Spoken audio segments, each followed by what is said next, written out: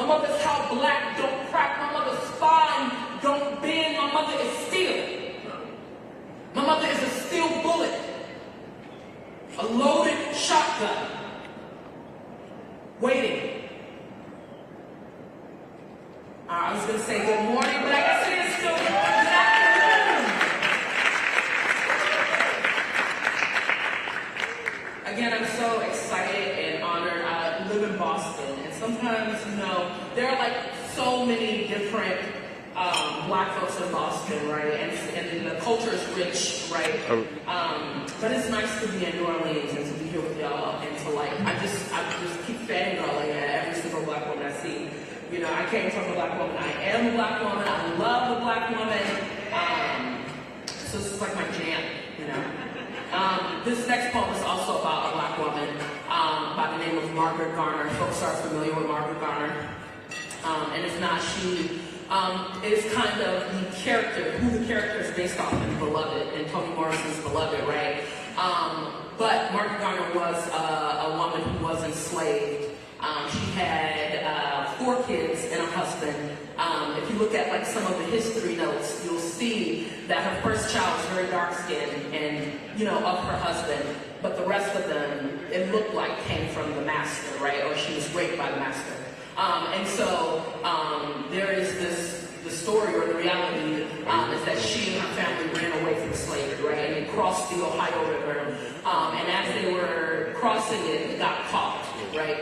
And while the husband began to fight off these slave catchers, Margaret Garner began to kill her children because she didn't want them back into slavery, right? And she only killed one, right, before they caught her, held a trial to see if she was going to go back to slavery or be killed, and eventually was sold further down south along the Mississippi River into this harsher punishment of slavery, right? So this poem is holding all of that difficult, heavy history. I'm going to ask that you guys move through it with me. The poem is written in 3 parts, right? So it's written one side going down this way, another side going down this way, and then I'll read it across, yeah? So you're going to hear some of the same things. The first side is called Margaret Garner Crosses the Ohio River. And it is in the voice of the Ohio River. Folk stay gunning toward me like I'm the second coming. Like every McGill ain't a God with purpose. Cross me like a crucifix and I will lay Ohio bare. There is no word for a mother who has lost. Just an unjust law rotting sweetly, blighting a fetus into the property of somebody willing to break a woman into a hollow harvest, a sin of younger child. Wade through me like a hen, a prayer, a river of Jordan, a Mason-Dixie gateway, I, the chariot, freezing up, hardening myself in your quest. Second is called Margaret Garner Crosses the Ohio River, only to get caught and sold down the Mississippi in the voice of the Mississippi River. Like I'm some type of pistol, folks stay running from me, mercy me. I thin the bloodline, I devane the country with a kitchen shank. Mississippi, seldom downriver, there is no sympathy for a child gone to clean sugar, cotton stalk, crowning the bones, cane fields, pampering the mouths, split the family into quarters with a slip of sail, big money, old man river, steamboat, I may be a wound of water, but can as easily be a tree, poplar or dogwood, the soil of the South, the blood on my hands, a bomb. And this is the third way, and the cross. And it's called Margaret Garner Crosses the Ohio River, only to get caught and sold down the Mississippi, or the mother stands trial for murdering her children, in the voice of Margaret Garner. Folks stay gunning toward me like I'm some type of pistol, like I'm the second coming. Folk stay running from me like every Medea ain't a god. Mercy me. I thin the bloodline with purpose. Cross me like a crucifix, and I devane the country with a kitchen sink. I will lay Ohio bare. There is no Mississippi seldom downriver. There is no word for a mother who has lost sympathy for a child gone to clean sugar, just an unjust law rotting sweet. Cotton stalk crowning the bones, blighting a fetus into the property, cane fields cankering the mouth of somebody willing to break, split the family into quarters, a woman into a hollow harvest with a slip of sell big money. Ascend up yonder, child, wade. Old man river steamboat through me like a hen. I may be a womb of water, a prayer, a river of Jordan, but can as easily be a tree, a Mason-Dixie gateway. I, poplar or dogwood, the chariot freezing up the soil of the South, hardening myself in your quest, the blood on my hands, a balm.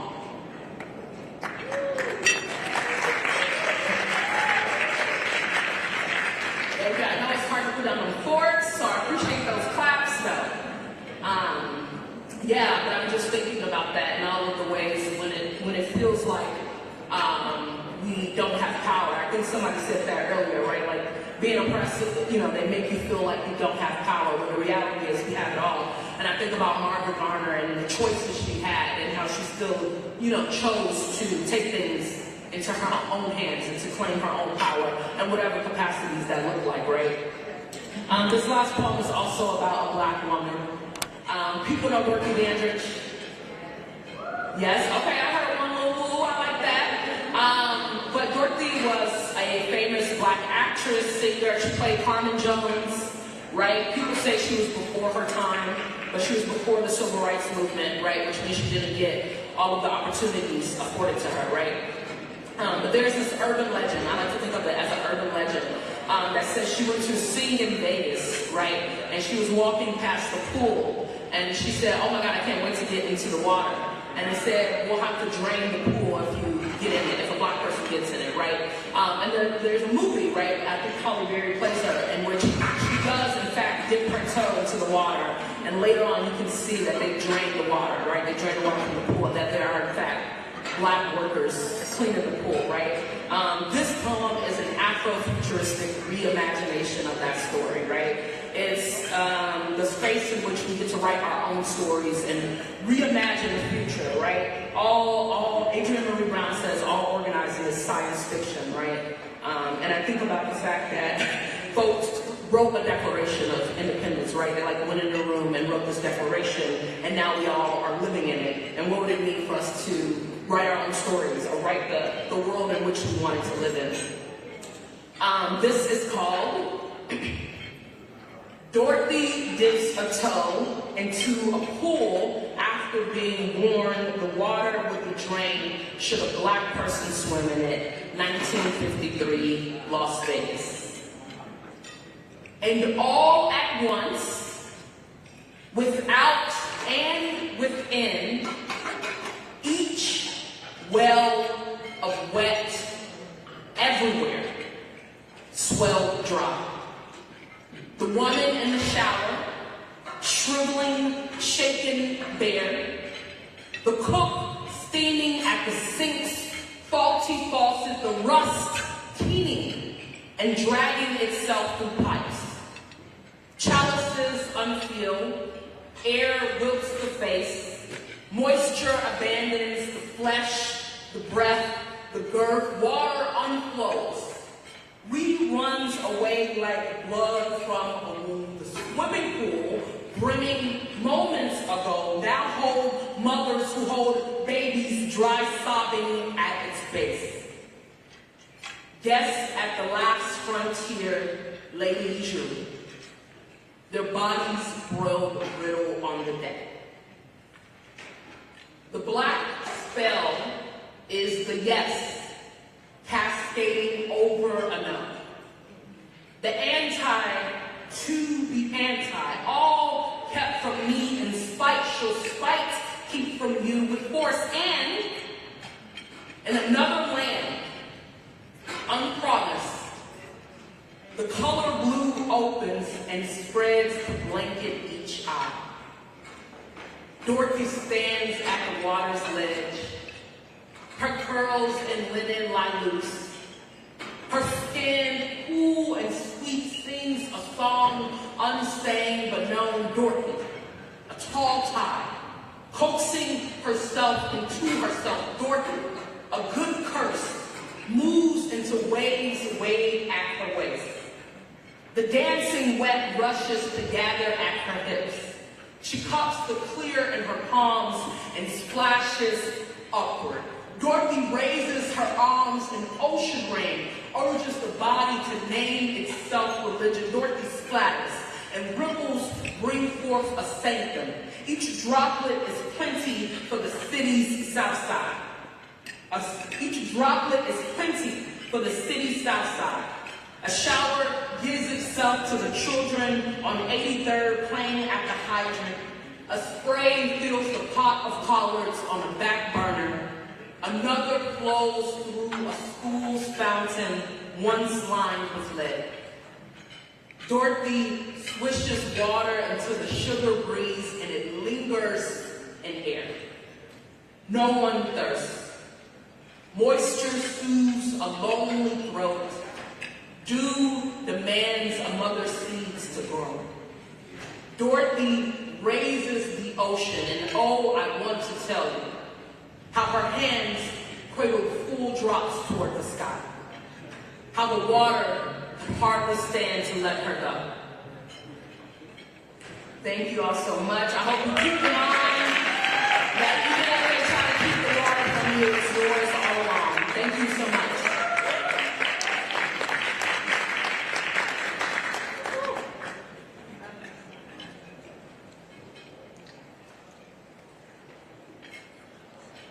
Thank you so much, Portia, for those words of inspiration. Thank you for sharing. I would now like to invite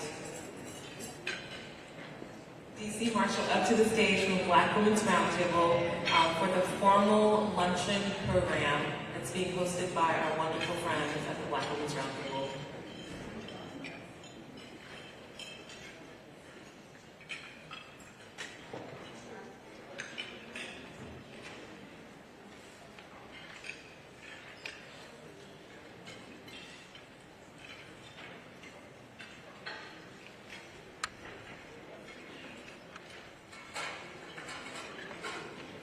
All right, a round of applause for our transition to poet. Wasn't she amazing? A round of applause if you could do a little bit better. We just appreciate your gift.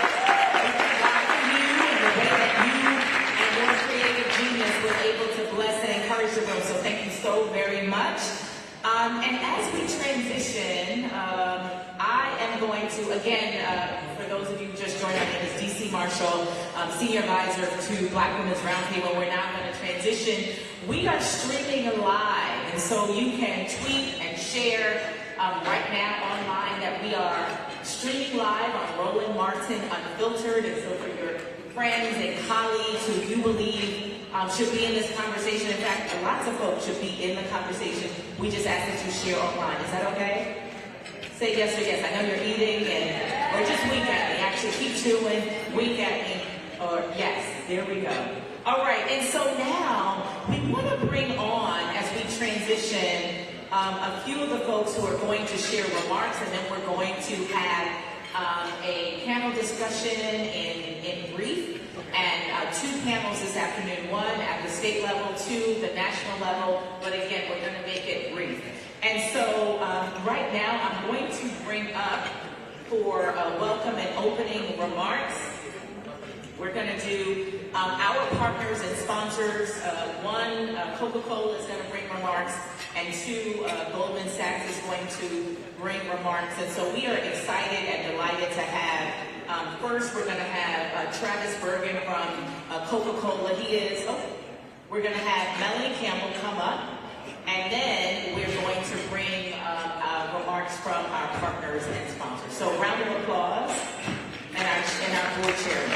So a round of applause for Melanie Campbell.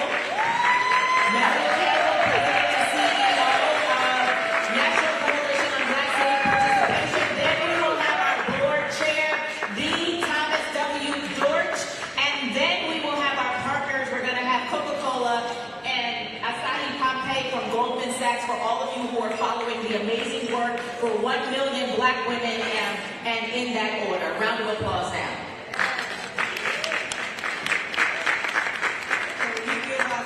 D.C. Marshall, a round of applause. I practice my license when it comes to teaching. But girlfriends pray, follow D also. You need to have a sister to bring in the spirit and pray. That's my sister. Matter of fact, we're going to need you inspiration. So thank you all, those who are watching online, and thank all of you all in this room for just being here in the moment. Yes, we're here, obviously, for Essence Festival in person, live and in person. And it's a party with a purpose, as Tom Jordan always says. And so this purpose is what we're here for today.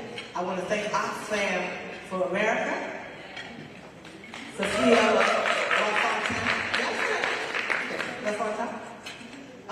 who also will come up to bring co-host remarks. Oxfam reached out to us through our sister Joy on Norwood. And so we lift Joy up again as she's under the weather. And you know she's here. And all of the Oxfam family, can all of Oxfam wave your hand, those who are Oxfam folks in the room. And so we're here for a serious continuation from this morning. And this focus is around the power of our leadership as Black women in this country at a time that we need to use all the power and faith and organizing and empowerment and loving, as I said on the last panel, on each other that we can, so we can win this battle against the attack on our rights, voting rights, our reproductive rights, LGBTQ plus rights, our freedoms, our privacy, and the ability for us to lead this nation better for the generation that's here and those yet to come. So I thank you for that. I'll say more in my closing remarks, but I want to bring up at this time my mentor, my friend, my leader, a brother who, I don't know how he does it.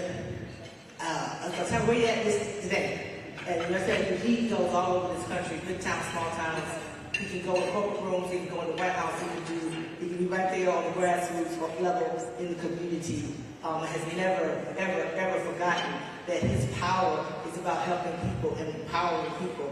And I was one of those little girls from middle school that he helped empower and saw something in me I didn't see in myself when I was a student at Clark College a few years ago. And it got me involved with the NACP. It got me involved in understanding my power much earlier than I think I would have had he not, God not brought him our journeys together. And no matter what, if I call Tom George Jr., he will say yes most of the time. And he said yes to 1 year to serve as the chairman. I think it's been 5 or something like that. And we just did a ribbon cutting at Clark Atlanta University where National Coalition named the Thomas W. Dortch Jr. Leadership, Civic Engagement, Economic Empowerment, and Social Justice Institute after this brother who needs really no introduction for those. He also is chairman of the 100 Black Men in America. He's an entrepreneur. He got a whole lot of folks that work for him, but he still finds the time to pour into community. So I bring on Thomas W. Dortch Jr., our chairman, Hewitt. Thomas.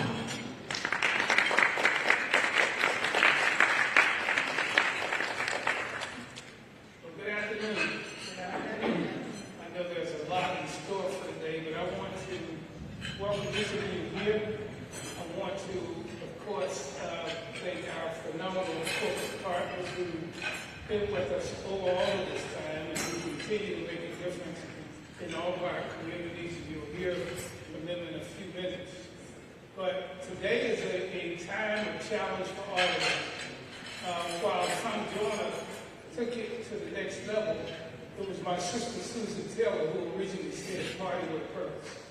And that's what Essence turned out to be every year. And what we have to do is remember the purpose and not the party.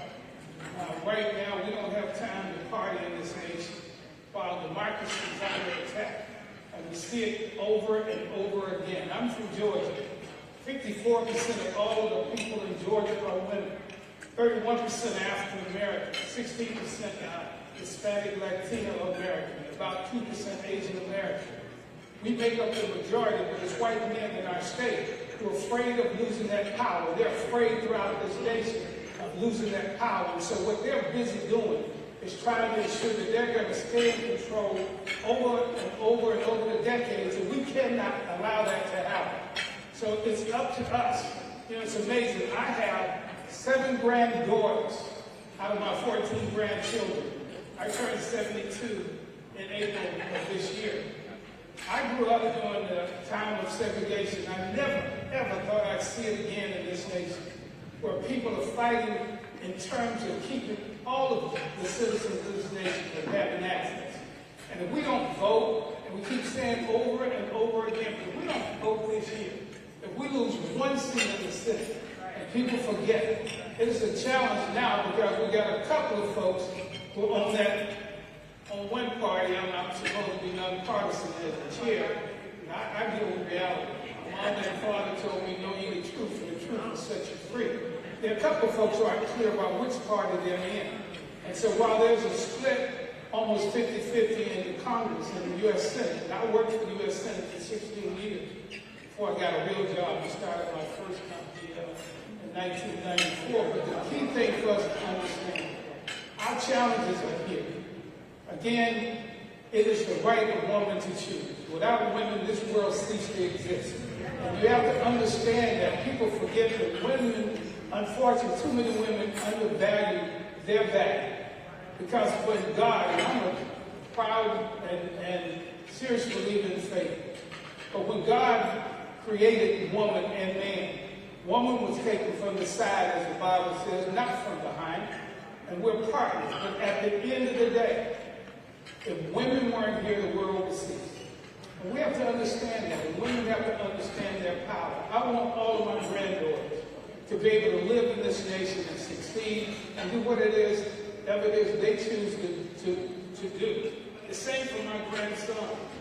But we have to leave it for the generations to follow a better place. And right now, like never before, I never thought I'd see a president attacking the democracy of this nation. I never thought I'd see folks turn their back on protecting this nation. And so we have to make sure that we vote and we get people who understand government of the people, by the people, and for the people. So we have to make sure not only in these rooms when we partake in these bills, we got to make sure we're all in the streets. And we're trying to make sure under Real Men Vote, under the 100 in our efforts with the Divine Nine, NAACP, and others, we got to turn out, even though they tried to come with roadblocks after we proved from the runoffs and from the elections almost 2 years ago, we proved that we can make a difference. And so while there are challenges, there are opportunities for us to do more. So I want to thank you for what you do, my sister and my mentee and lady who's been for nothing. Give it up for Melanie.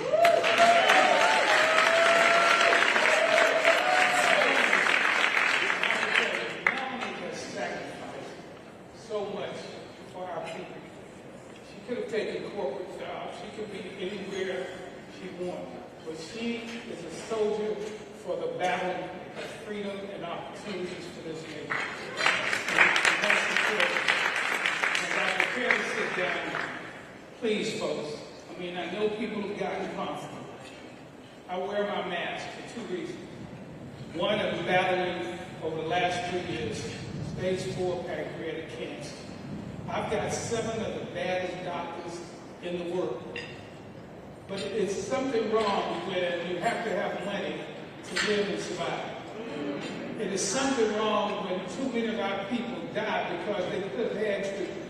They could have had access to medication.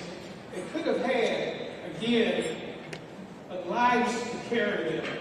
I'm going to win this battle as I've beaten 2 others. But the important part, as my good friend Dr. Miles Monroe said, and I want to share that with you. He said the most valuable real estate in the world are the graveyards where people went to their graves with so much talent, with so many resources, with so much experience that they went to the grave instead of sharing. And he says we should die empty. Every day I get up, I empty my life for others, so that my grandchildren and children will have people who will look out for them. Just as those Ambassador Young and Dr. King, and I can go on Zanona Clayton, and we got so many great warriors who have gone, women and men who fought for us to have the right. We can't sleep on these folks. They sacrificed so that we could have what we have today, and they're trying to take it away. So with that, let's do more, but wear your mask. There are 110,000 new infections per day of COVID-19. It is not over. It is not over. I've been shot up, I've had both boosters, and if another one comes, I will take it. But I simply say to you, you don't have to die. And because of our preconditions, 2/3 of the people who died have been African American. Wear your mask. It only takes seconds to be infected. I want all of us to live abundant lives.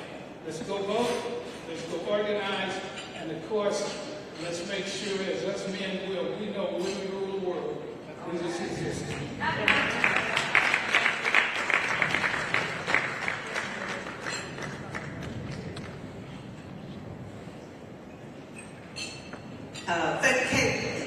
I want y'all to stand up for Tommy Bush.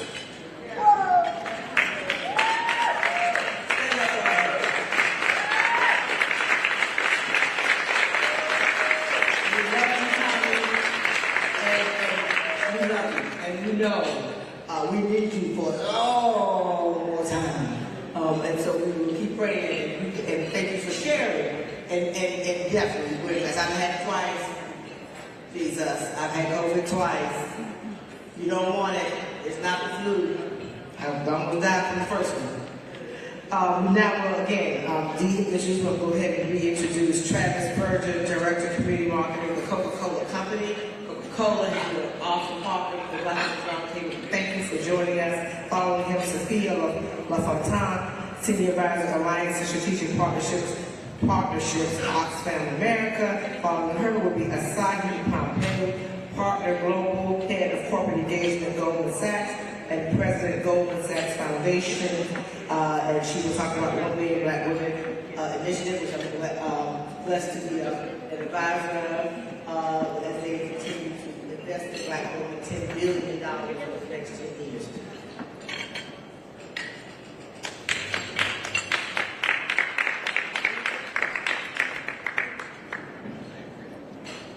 Good afternoon, everyone. Thank you so much for the invitation. At the Coca-Cola Company, we are empowered in the vision of uplifting our communities and really kind of being that force behind that mark. So thank you so much for that. It's one of those things where we take great pride in our partnership, right? And you understand what you're going to be doing, and that's steadfastness forward. And it's testament to your organization that we're standing together almost 20 years, right? So we just know that we're here. We're going to always be there. And to take that commitment to the next level. I know I'm 5 months into the organization. 5 months into my role, also to mental as family. So I'm going to take this time to really embrace, learn, as they say, lean in, and really be able to build that force. So thank you so much for the invitation, and I look forward.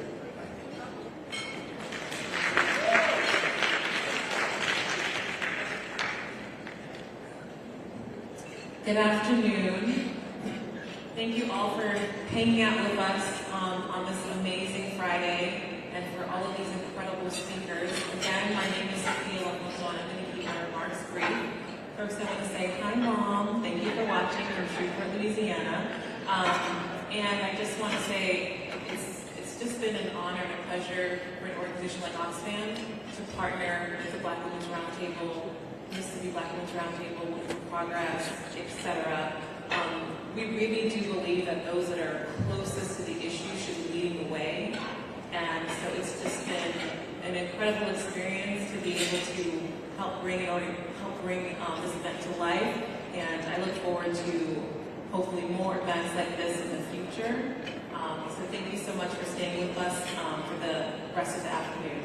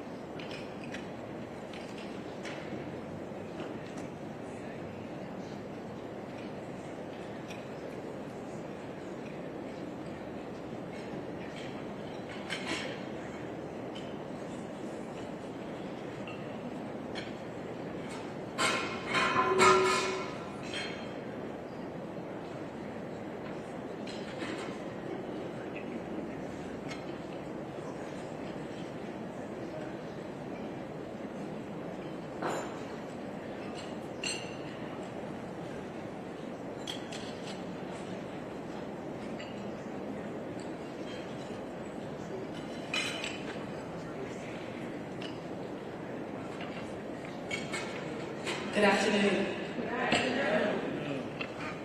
Just like moons and like suns, with the certainty of tides, just like hope springing high, still I rise.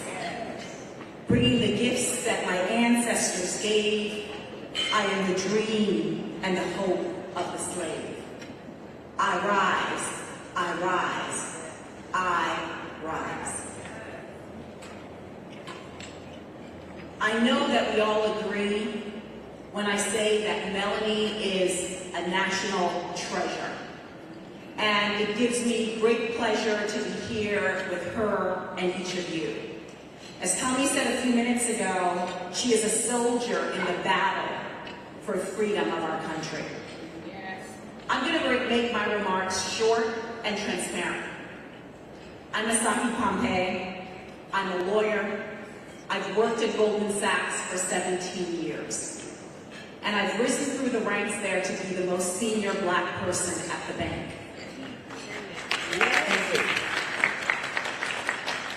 I'm the daughter of Caribbean immigrants. I'm the daughter of Edith and the granddaughter of Blanche. Now, there are three things that I want to share with you. One, awareness. Last year, we launched an initiative called 1 Million Black Women. Simply put, and I know many of you are aware of the initiative, but I want to bring awareness to everyone.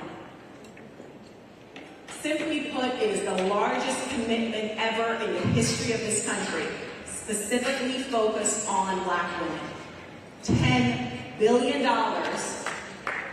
of debt and equity investments, and on top of that, $100 million in philanthropic capital to impact the lives of at least 1 million Black women and girls over the next 10 years.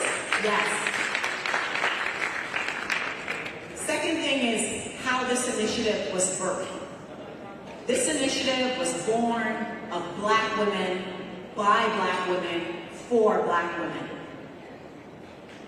Now, we did it through listening tours. We've done 55 listening tours because we know Goldman Sachs, a 150-year-old investment bank, needs help to figure out how to best serve Black women. So this was a humble Goldman Sachs, this is a listening Goldman Sachs that says this must be, and I'm going to say that again, must be co-created with Black women. And so we've been conducting listening tours, and this is an invitation. We'll continue to do listening tours. Join us. We need you as to how to deploy that $10 billion in terms of investment and philanthropic capital by Black women, for Black women, with Black women. We know that Black women are foundational to our families and to our communities, but even more so to this country. The last thing is, we also know that none of this would be possible without our voting rights and without a fair and democratic system to operate in. So we are privileged to have the mighty Melanie with us on the advisory council of 1 Million Black Women. So together, out of the huts of history's shame, we rise. Up from the past that's rooted in pain, we rise. Join 1 Million Black Women. I thank you very much.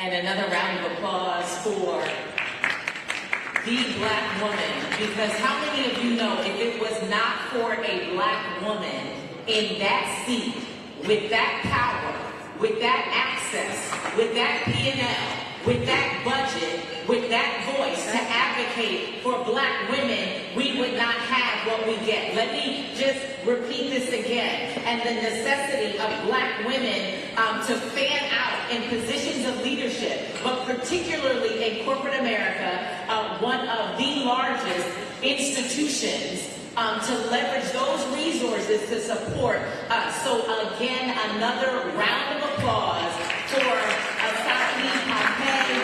We thank God for you, my sister. We thank God for your mother, your grandmother. I felt the energy. I felt that. And so again, we are grateful for that. We're going to bring up the state panel.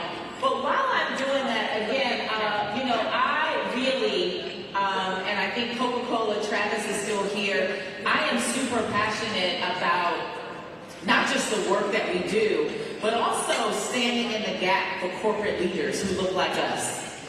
Because I know they go to the table for us, and it's often not easy.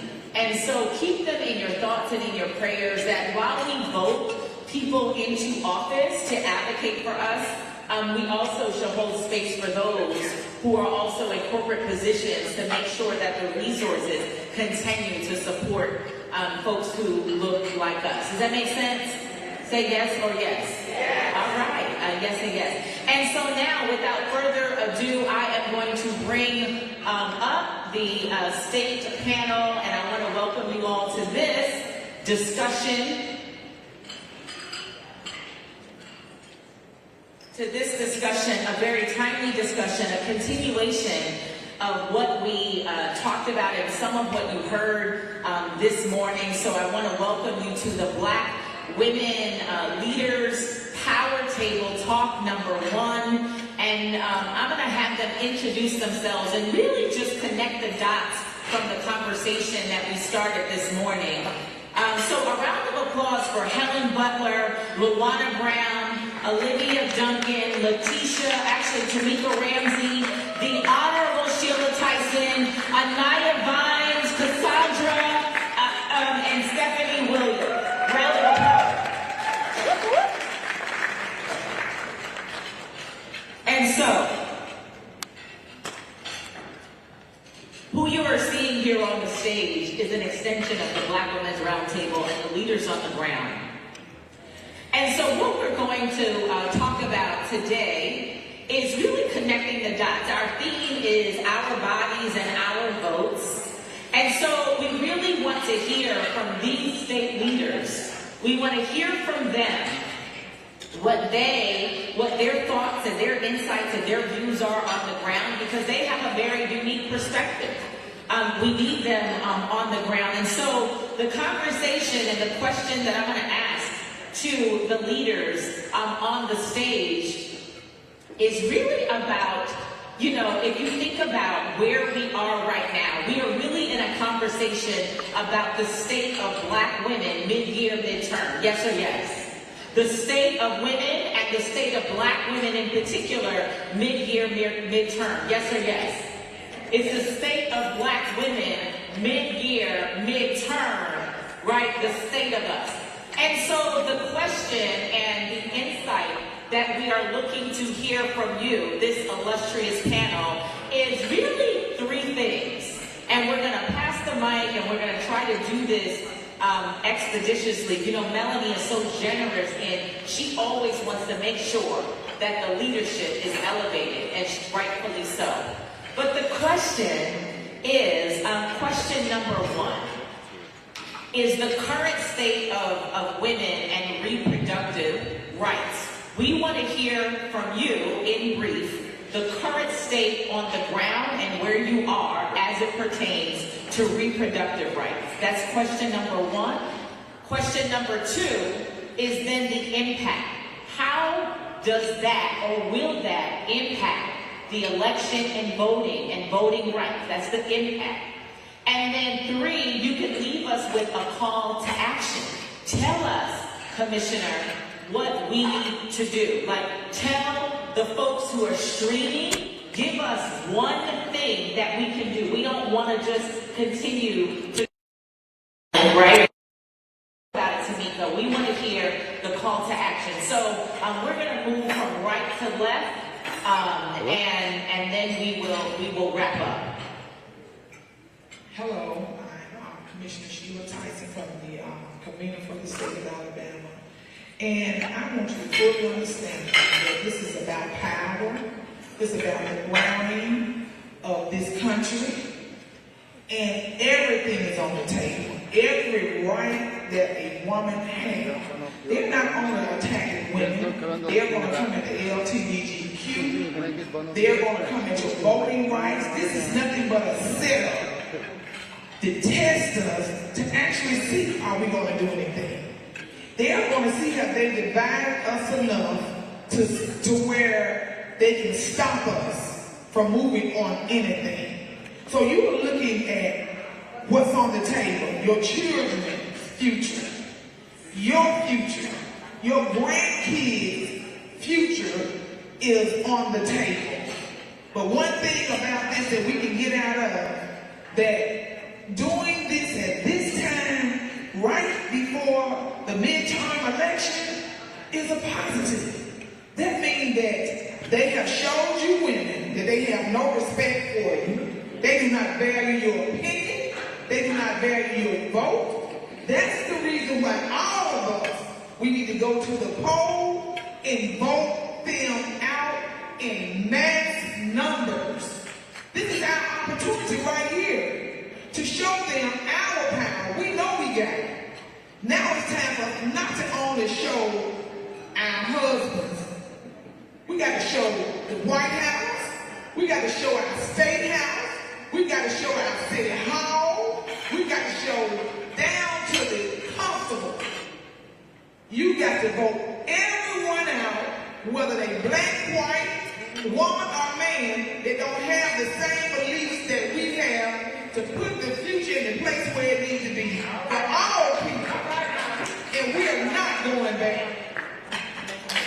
Round of applause for the Honorable Sheila Tyson, Commissioner, Jefferson County, Alabama Commissioner and Convener of Black Women's Roundtable. Awesome, thank you.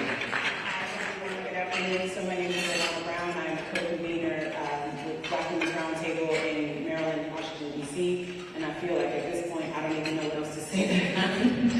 But fortunately, one of the things that's happening in our area is that we do still have those reproductive rights for women in Maryland and in D.C. And right now, they are getting prepared for the onslaught of women that are going to be coming to the area to receive services. So in that regard, I am happy about that. However, as Sheila said, we need to fight for our rights back. We cannot let this go on. You know, we already know that this has been in action under the table and behind the scenes for years. And now this agenda has come to fruition, and now is the time that we need to mobilize. Now is the time that we need to talk about all the issues that we need to change, and we need to get out, we need to vote, get a bus, get a van, put everybody in it that you know is a voting age, get them to the polls, and as Sheila said, people who do not have your rights in mind, people who do not have your personhood in mind, vote them out. Vote them out and put people in office who share your views, who share your values, and who are going to be looking out, as she said, for all people, not just for a select few. Awesome. Thank you so much, Luana Brown. Good afternoon. I am Stephanie Williams. I'm proud to be the convener of the Black Women's Roundtable in Kalamazoo, Michigan. So women are beyond pissed off, but that's a good thing, because we've taken that passivity to the highest level possible. Number one, we're taking care of ourselves. With everything DC that's going on, we want to be mentally, spiritually, and ready for the fight, secure and sound. So we're really taking care of ourselves with coaching, with counseling, looking at issues of trauma, so that we can have our folks ready when it comes to mobilizing, strategizing, organizing, running for office, and actually helping the candidates that we care about run for office as well. So we're really looking at how do we maintain longevity for Black women in our community, especially through our resilience, being able to pivot, whether it's in a pandemic or even a recession where jobs are not as plenty and payful as we want them to be, and then taking those issues like we're sitting at the kitchen table and making it real for us. Those discussions that we're having, changing the narrative about how this truly impacts Black women, our families, our households, our men in our communities, especially when it comes to healthcare access, and how we can counteract all of that through the ballot box. So in short, we're building power. We're coming together, collectively increasing our capacity, supporting Black businesses, Black-led organizations from grassroots to grass seed, volunteering and mobilizing, educating, and getting out the vote. And lastly, I'm gonna say this. We want to vote for people that look like us. So we need to continue to recruit Black women and girls. Get them ready for office. Train them on how to run campaigns. Learn how to collect the data and use that so we have the science so we can continue to win. Because when we win, they push back, we vibrate higher, we keep winning and winning and winning. Wow, all right. Round of applause for Stephanie Williams, convener, Kalamazoo. That's an awesome call to action. And so we invite you to tweet now, share now. We are streaming on Roland Martin Unfiltered. But I think that call to action is a nudge. Is there somebody in your community, a young girl right now, a young woman right now, who you know would be an awesome voice representing us that we could get behind?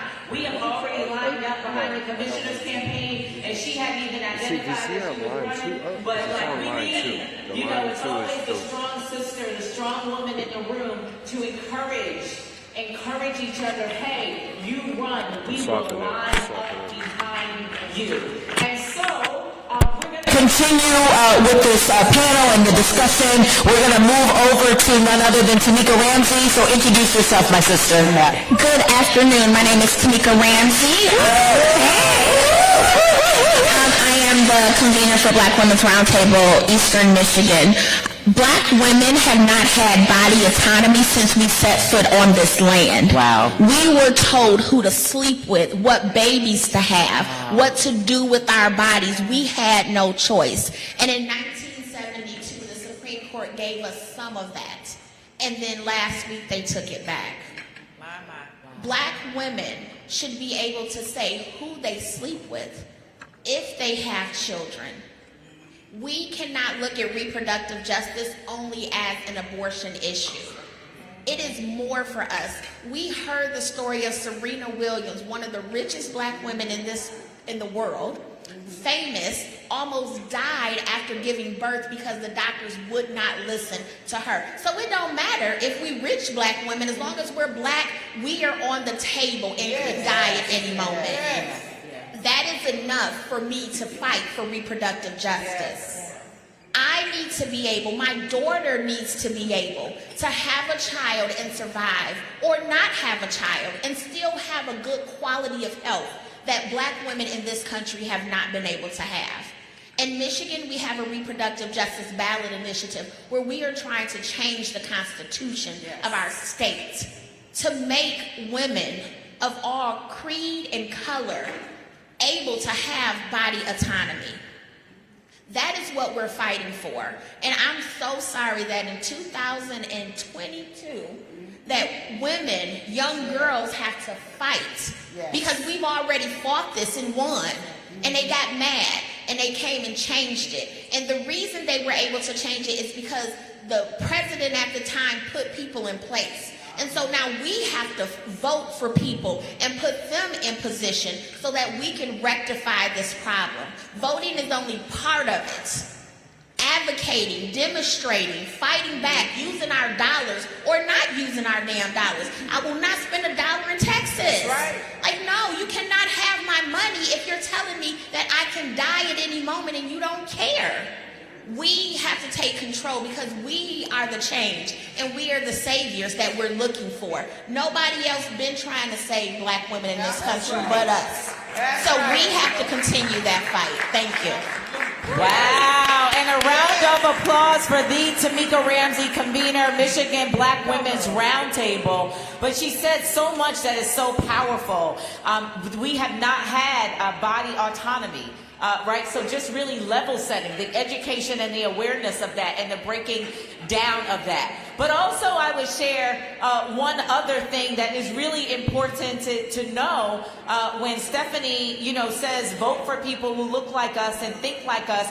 It's important to know what Tamika mentioned is the previous administration put people in office. And so what I heard from a young king, his name is Darryl Cole, he's a champion for Black Youth Vote, and he says, what am I to say? He says, I understand that there were people put in office to make decisions right now, but it looks like the right now leadership made those decisions. And so Tamika, your point of clarity was so necessary. In the room, just say yes or yes. If the clarity was necessary information that we need to empower our communities to say, no, we still need you to vote, but also understand what's happening right now is not a right now strategy, that there have been people who have been lined up previously to make this decision and to begin this battle. So thank you, my sister, for clarifying that. And so again, I'm going to go right to social media, because if this information is helpful, it's useful, it's educational, then we just ask you to share online. Just share online this conversation. Share and follow these ladies, these women who are champions and generals on the ground, and so we can keep this conversation going. All right? And so now we're going to move over to the next general on the ground. Please introduce yourself, the Helen Butler. Well, thank you, Dee. What can I say? It's all been said. I'm Helen Butler, convener of the Georgia Black Women's Roundtable. And in Georgia, we've been on the news, and we're still in the news. In Georgia, women still have reproductive rights to a degree.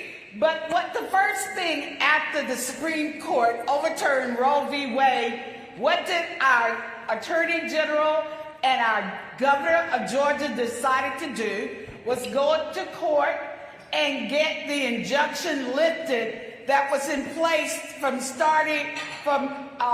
allowing the heartbeat bill, 6 weeks heartbeat bill, from being implemented.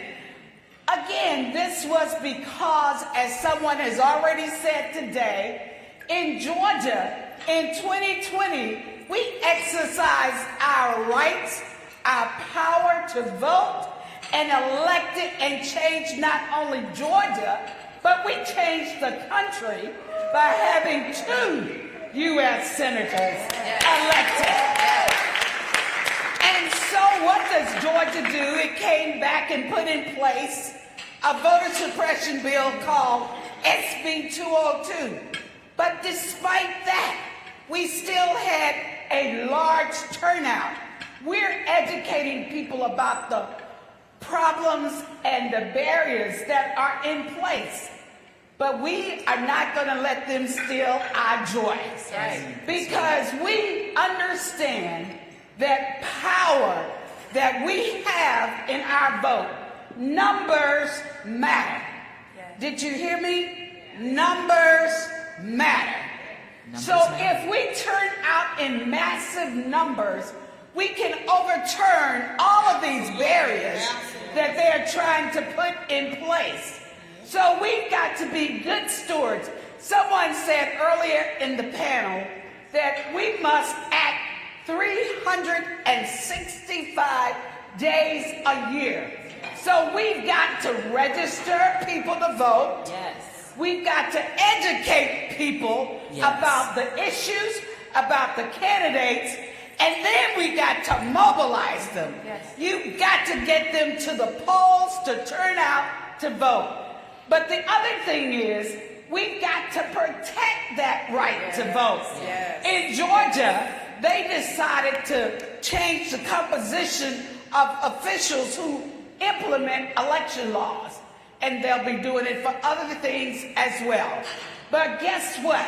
You can become an election official. So be a poll worker, be a poll monitor, be out there assisting the voters to exercise their right to vote. Call 866-OUR-VOTE. It's a national hotline that you can get your problems answered. So don't be deterred. 866-OUR-VOTE. We're there to make sure you're engaged. And as Dr. Lowry said, voting is a sacred right, but it is also a moral obligation. So, ladies, black women, we are a majority in Georgia. We can rule. Women are 52% of the voters, registered voters. So we have the power to do anything we want. Power.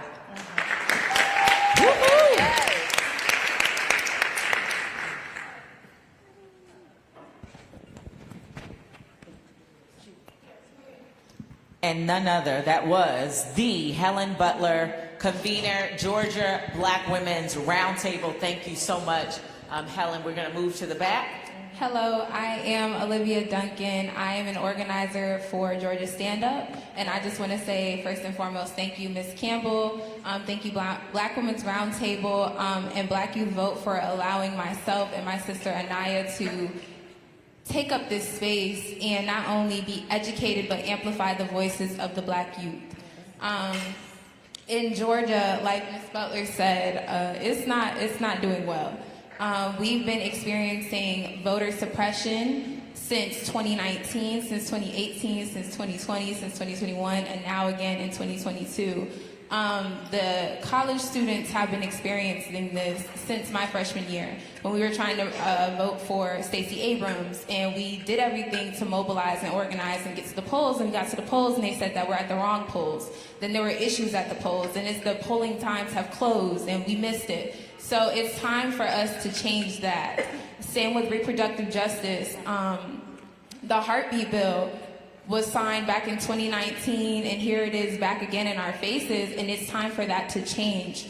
It's time to vote these people out. I know that this can be discouraging for the youth to want to go vote when we see that these people are still not making decisions in our favor, but it's time for us to step up and bridge the gap and educate ourselves and encourage ourselves to go and make these changes.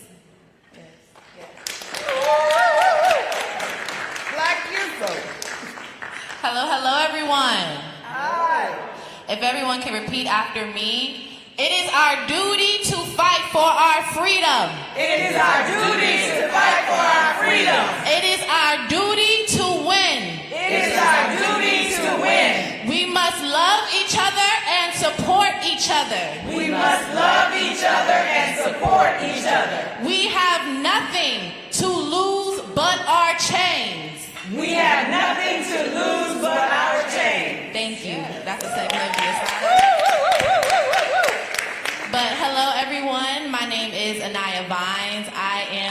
graduate of Howard University. I am also the founder of a nonprofit organization called the Live Movement, a national HBCU coalition, standing on the foundation that we must live for those who have died. Shout out to Miss Melanie, shout out to Black Women's Roundtable, to Georgia Stand Up, Miss Deborah Scott. Thank you so much, and of course, Black Youth Vote. Action item that I would say for those of my generation and those that are coming after me, just because the Roe v. Wade might not directly affect your state does not mean it does not affect you. Yes. When one woman's rights is affected, all women's rights are affected. Yes. That means that they do not look at us, women, as people. Our human rights are being affected. So I believe since 1972, behind the scenes, there has been active movement so that here, at the time of 2022, Roe v. Wade is overturned. They have not stopped. So we cannot stop. Yes. Our generation cannot stop. Yes. Our leaders cannot stop. Particularly our Black students cannot stop. I look at HBCUs and I see a plethora of opportunities because you have one space in which Black students, when men and women come together, and they are at an age where they can vote. Yes. That is a prime opportunity to mobilize. So my organization focuses on training for mobilization on campus and off campus. These are prime opportunities. So I believe that if we focus on mobilizing students in particular and just uplifting HBCU students for doing that, I feel like there will definitely be a push in the voting polls. And also, just to be completely frank, and I was thinking, should I really say this, but a lot of people don't understand, especially those that overturned Roe v. Wade. Just because that's been overturned, that does not mean abortions are going to stop. Let's be completely honest, especially Black women. We know there are various ways of aborting children, but Roe v. Wade being overturned means that the path to a healthy way of abortion is not available for us anymore. So let's please just support one another. Though, again, it might not be affecting your direct state, does not mean it affects you.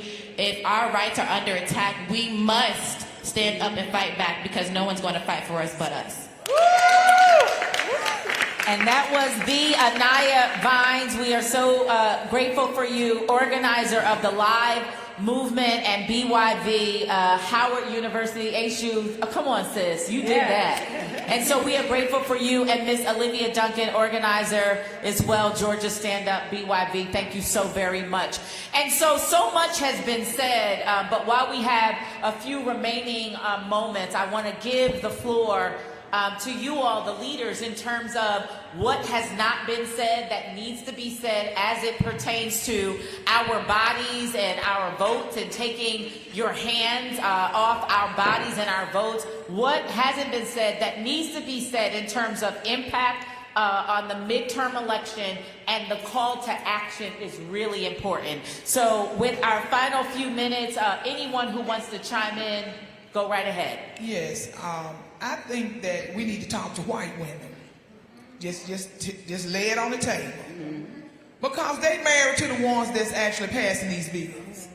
You're going to tell me that your daughters, all of their lives is at stake, but you have no control and no power in your own home? You can't tell me that. Start closing those bedroom doors. And your legs while you're at it. What? And then open your mouth and tell them that they are not going to treat women like this. Because that bill affects your life whether you believe it or not. You don't know whether it's going to affect your child, your grandkids, your niece, your church member. White women, you got to stand up with us. And you got to fight with us. And let these men know that they are wrong and they cannot control your vote and your power. Yes. Because it was disrespectful to white women just like it was for other women. So me and Sheila the same person. I was going to say very similar to the same thing. This country is made up of 13.7% Black people. If all of us voted our values, we still need the help of white people. Yes. Dr. Martin Luther King talked about the white progressive. If you are not helping us, you are in our way. And that's the simple conversation. I have white friends, we have difficult conversations all the time. Because if I can't have these conversations with you, you are not my friend. If I am fighting these battles by myself, you are not my friend. And we have to call people out. Yes. If you are not fighting with me, you are in my way. If you are not helping us, you are allowing us to be killed. We need to get a backbone. We need to say, I'm not dealing with you. And be okay with that. And then support the ones who want to learn, right? Because this cannot be the suffrage movement all over again. It cannot be we working together as women until white women get what they want and then they leave black women behind. Black women not going for that shit no more. And I've been trying not to touch that. We're just not doing that no more. So we have to start having those difficult conversations. That white coworker that came up to you in tears when Roe v. Wade, girl, how your mama vote? Did she vote for Trump? Did she vote? Let's have those conversations because that's how we are truly going to move this country forward, right there. All right. Powerful, powerful, and we needed that. We needed the conversation to open up, and it's not going to be a comfortable conversation. So I'm grateful for these leaders here. And as we wrap up, I'm going to say, because this is a room live of us, right, women. And then we do have a live stream audience, but again, with the comment of expanding the conversation and speaking with other women, white women, and even Asian women and Latinas and all women, we really need to start that here. So we are streaming live now on Roland Martin Unfiltered. We are also streaming live on NCBCP Black Women's Roundtable on Facebook. And so we want to ask you right now, again, to share online. We'd like to have a conversation. We need a broader conversation, as Commissioner Sheila Tyson mentioned and Tamika Ramsey. We need to have a broader conversation, a unified conversation, if we're going to continue the conversation and advocate for hands off our bodies and hands off our votes. So if you could go to, again, online, follow NCBCP_BWR to engage others in the conversation. That's the one thing that we would ask. And for those of you who are streaming, in the chat right now, whatever it is that you think needs to be said or added to the conversation, we invite you to chime in. We invite you to share. Hit the share button so that we can expand the conversation. And so, that said, we are going to wrap up. I'm going to give the leaders, whoever has a pressing final thought. Yep, we're going to give the floor to you for this conversation. So, Stephanie, if that's you, the floor is yours. Thank you, DC. I just wanted to say that at this point, we really need to change the narrative. The conversations we need to have in the streets are the same ones we have at our kitchen table. Talk to your mothers, your grandmothers, the younger girls about reproductive justice. The right to have a child, to not have a child, to raise that family in a safe community, a welcoming community. The right to be able to go to work and not have to deal with oppression and microaggressions and all those other things that keep us in an unhealthy state. We have to continue perpetuating these real conversations that marinate in the spirit of Black women and younger girls so we feel comfortable out in the community talking about and projecting our issues to expand our movement that inspires more women and girls to be more proactive, to participate, and to lead. And I hear women say all the time, well, I don't want to run for office. I don't want to be in the front. That's all right, sis. We got a lot of room for you on the side, in the office, in the suite, wherever you want to be. There's room for tools, for technologies, for folks who can do research, who can write grants, who can help write, speeches, do social media. There is work for everybody to do. And this fight is ours because it's about power. It's about Black women and girls and our power, maintaining what we have and building on what we have to look forward in the future. It's about supporting Black entrepreneurs, Black businesses locally and globally, making sure that we're expanding the power of our money, of our dollars, and making sure that we're maintaining home ownership, make sure that we are growing capacity. So I just want to say that don't be afraid to have these conversations in the streets. You can be in the streets, just don't get caught up in the streets. But be in the streets talking about what really matters. Tweet. Make your status on social media. Go on Instagram, Snapchat, and talk about the real ish. Stand in your truth, speak your power, mobilize, organize, vote, and still keep having those conversations because it is about us.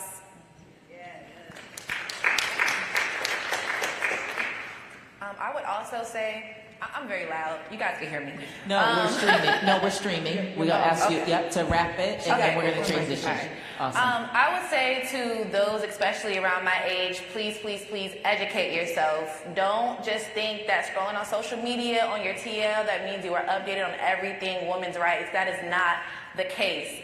If we want to adequately fight for us and for women in particular, Black women specifically, we need to know what we're fighting against. We need to know the history of women's rights. We need to understand that at the front of every revolution, there has always been Black women. We have been the foundation. We have been the backbone of every major change in America, even before the creation of America. It has been us. So making sure that we educate ourselves, don't take just whatever anyone says to us as bond, but making sure that everything that we have in our brains, we are doing the research to make sure that we are actually making change for our people. So please, please, please educate yourself, not just social media, but let's hype up some stuff, let's do some research and get the job done. Awesome. A round of applause for this amazing panel. And as we transition, a round of applause for this awesome panel. Thank you so much for your voice, your thoughts, your insights. And as they take their seats and we transition to the next panel, I say Black women, you say power table. Black women, power table. Black women, power table. As I say Black women, you say power table as they transition and take their seats. Black women, power table. Black women, power table. Black women, power table. Black women, power table. Black women, power table. Black women, power table. Awesome, awesome. And now I want to invite Delisa Sanders, Senior Policy Advisor, National Coalition on Black Civic Participation and Black Women's Roundtable, to round out our day, and we are going to be complete. We will be brief in this, the National Leaders Roundtable. So round of applause for Dr. Delisa Sanders. Hey, y'all. Will the next panelists please come to the front? Will our next panelists please come to the front? We're going to pivot now from our communities in our states. We're now going to pivot our minds, bodies, and hearts and spirits onto the national stage. What can we do at the national level? And hopefully throughout this conversation, see and feel the connection between what goes on in our communities actually ends up at the national, as they're all connected for it to work.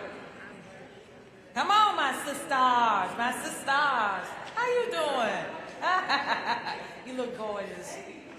Oh, look at all these crowns. Oh, my Lord.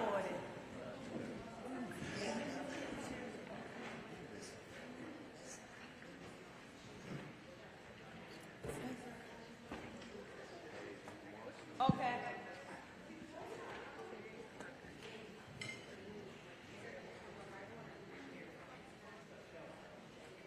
Doesn't matter.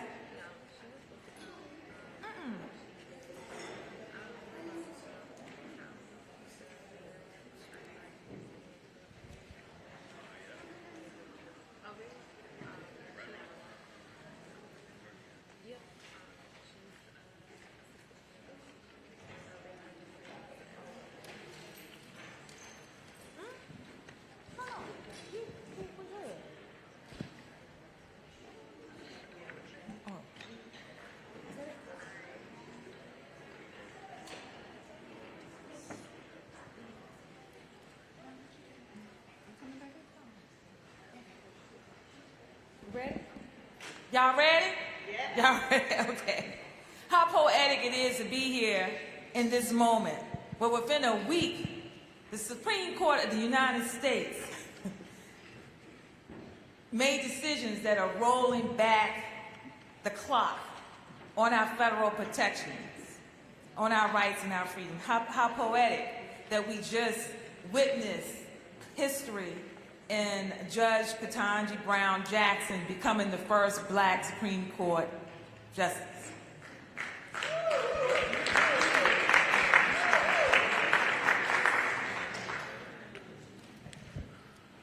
I am going to ask each of our panelists to give us your own self-introduction, which includes your name and your organization, but something very powerful and impactful that you would like to share with us. This is what happens when you sit in the first seat. Hello, y'all. My name is Nurbe Flint. I am the Senior Director of Black Leadership and Engagement at Planned Parenthood Federation of America. We are the largest healthcare provider in terms of reproductive and sexual health, not only in the US, but the world. And what was the second part of that question? It was just introductions? Okay, all right. So I'm here, I'm happy to hear, I come out of Los Angeles, California. I use she, her pronouns. Been a long time into the reproductive justice movement, and so really excited and also heartbroken to talk about where we are today. So, thank you, Delisa. I am Felicia Davis. I am the proud convener of the Clayton County, Georgia Black Women's Roundtable, the county in Georgia that put a new crew in position. And I am also the founder of the HBCU Green Fund, where I work to green Black colleges. And I am so pleased to be here, learning now that the future is indeed Black, and climate change is real. And so as we talk about the quartet and move forward in terms of these Supreme Court decisions, there's one that I will particularly lean into. And so with that, I will pass the mic. Thank you. I hope everybody can hear me. I'm Jocelyn Fry, and I'm the president of the National Partnership for Women and Families in Washington, D.C. And it's a privilege to be here with all of you. Thank you, Melanie, for your leadership in convening us. Thank you, Delisa, and your work.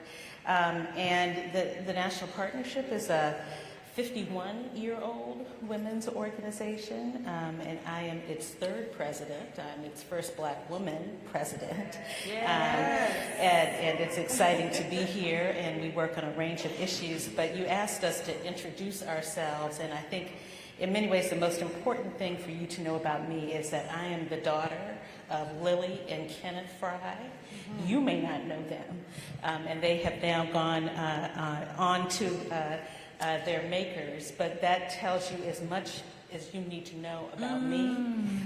They were both, they grew up in segregation. They both moved to Washington.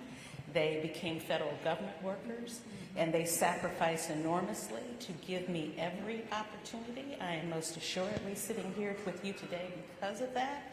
I'm going to places and being in spaces that they never thought that certainly they would be or that I would be. So I carry that legacy proudly, and I think in many ways that's the most important thing to know about how I got here. Thank you. Peace and blessings, everybody. My name is, well, first giving honor to the beautiful Black women in this room. I'm really grateful to be in this space. Thank you, Melanie, always for creating these opportunities for Black women to gather in such a powerful way. But my name is Monica Simpson. I'm the Executive Director of Sister Song. We are the National Reproductive Justice Collective for Women of Color, good folks. Yes. About me, so I am a country girl born and raised in rural North Carolina, and I have been organizing and doing work in the South my entire life. I am a fine-ass auntie. I take that very seriously. I love being an auntie.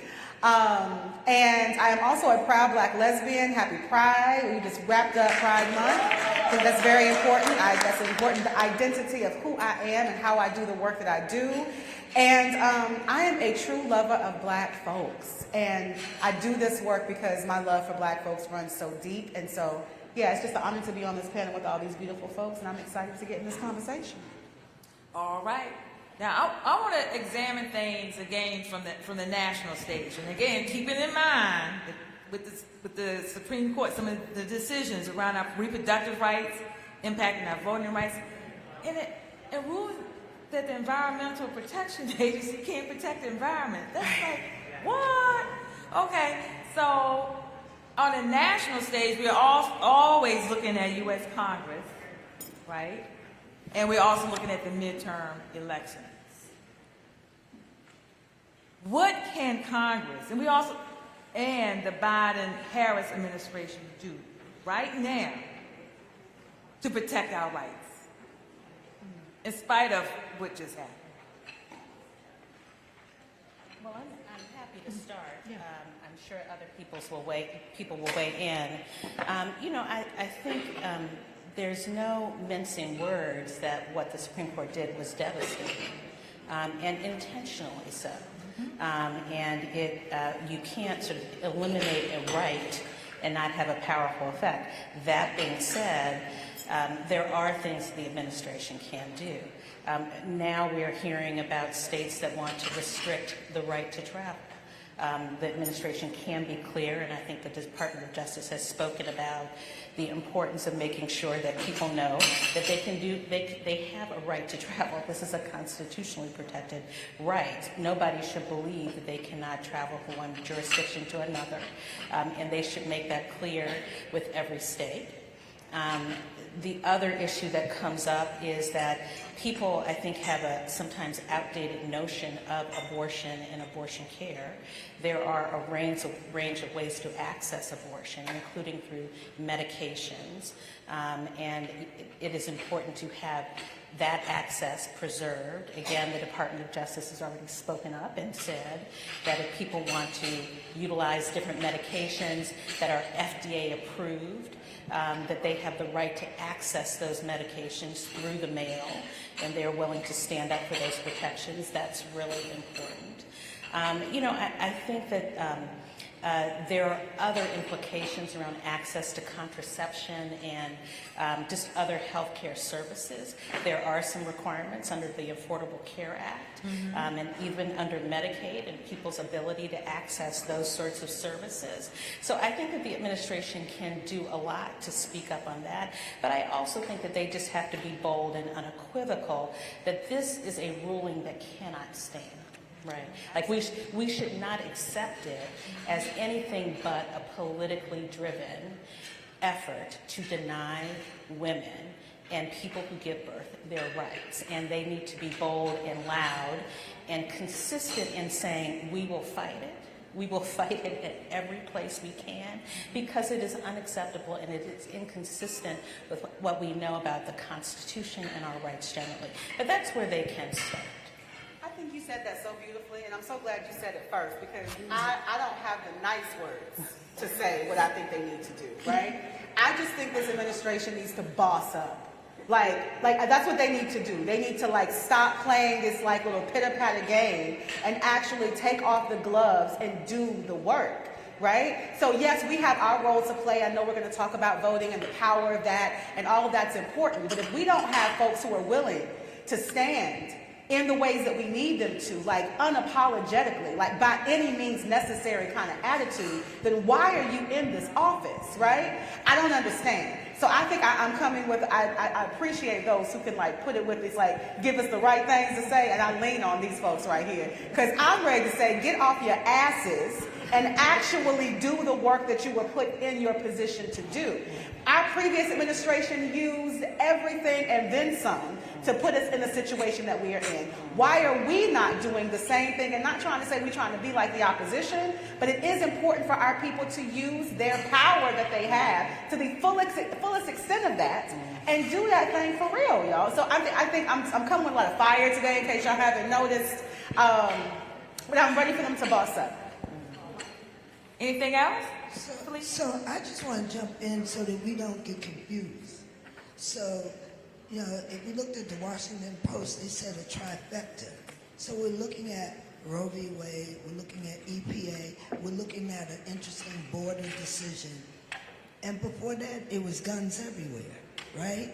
And so what we divide up, and my sisters to the left, they going in hard on Roe, and we know the impact. But this is like, you know that thing of you got to know your history or you'll repeat it? This folks. That's right. This a bunch of folks that always had an agenda with a very, very few. So I want some white folks to understand, look, you weren't included either. They're coming up for yours as well. The folks on the plantation, there wasn't a whole lot of folks in the big house. It was just a little crew over there and everybody else served them. So that was the plan. And now there's a movement to say, how can we, the few, control the rest? And everybody, so the only way that can happen is if some of us work on Roe, and some of us work on the environment, and some of us work on that, and we miss the bigger picture. And then the other thing is our numbers. They got black folks in the mindset that we like 13%. I travel. And everywhere I go, there's black people. Everywhere. I go to South America, there's black people. I go to Africa, there's a lot more black people. I go to Europe, there's plenty of black folks. So the issue and what time it is, we have to understand that we got to make the leap forward. We can't do what we've done. And we have to set an agenda for these young people that enables them to reach for the future. We're going to hold it down. And those of us that are in the blue states, where you can get pills, the best thing I heard, you can buy a lot of them if you can afford to, so that we can distribute where they need to be. It's like, I am gangster. So we come to gangster. Dealing with a sister in a situation, we gonna drive you, we gonna provide you, we gonna do, we done it for other stuff. And look, I'm not trying to party and get high, I'm trying to save a life. So we got to be there and let it be known. If you come for me, you come for all of us. That's it. So that's what time it is, because this is not a situation we want to. That it would be just about abortion. It is not. You want the whole body. You want my body again. And on the strip of the women that I know that served in that way, not this time. Not this time. All right. Did y'all hear that? Yes. I mean, I feel like everything that's said is already said, so ditto everything that folks just said.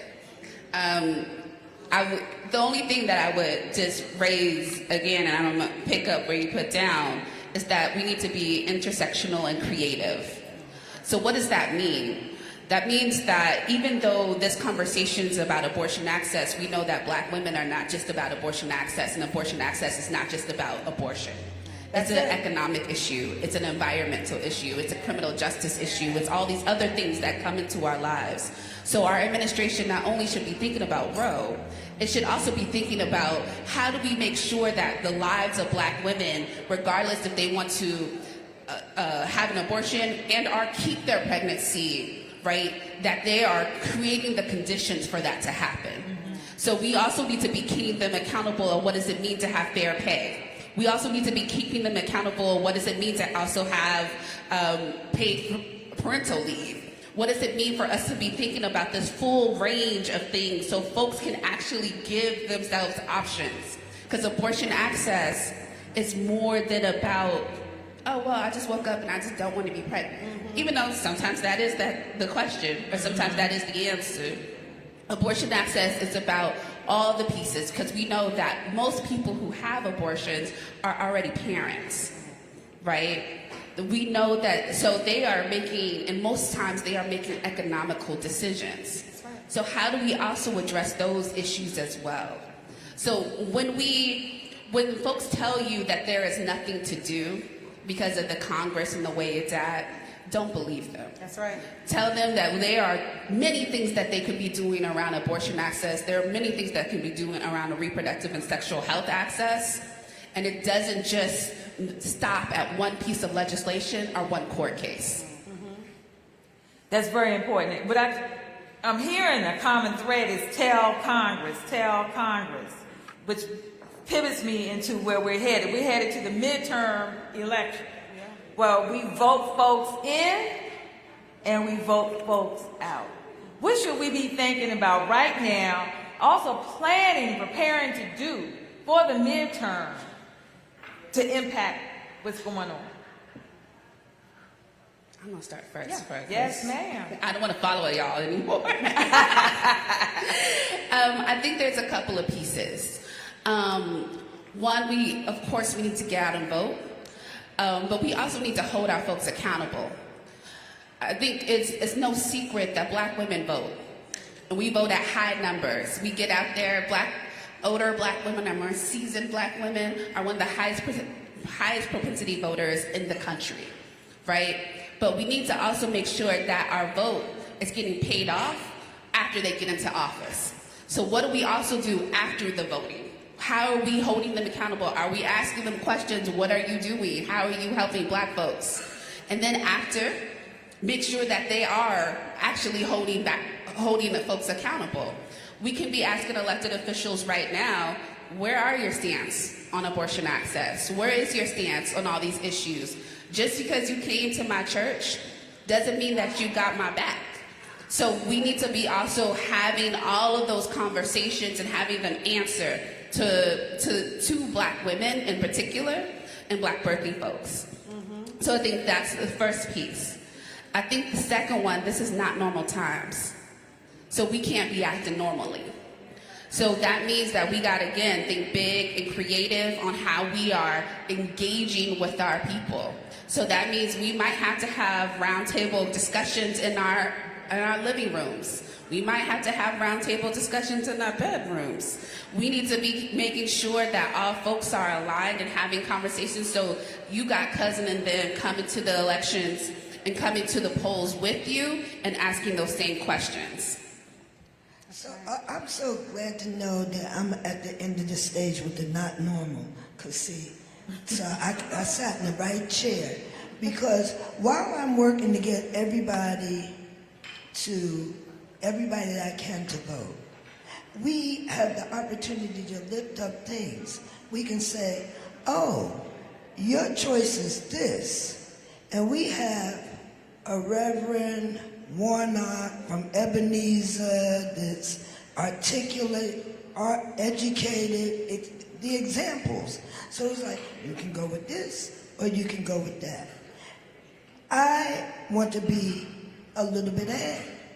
So where I am in the curve, let's make voting mandatory for anybody that gets a government amount or pays taxes. Now, it's not going to probably happen, but that's my position. Let's make voting mandatory. What is that? That is going beyond where we are.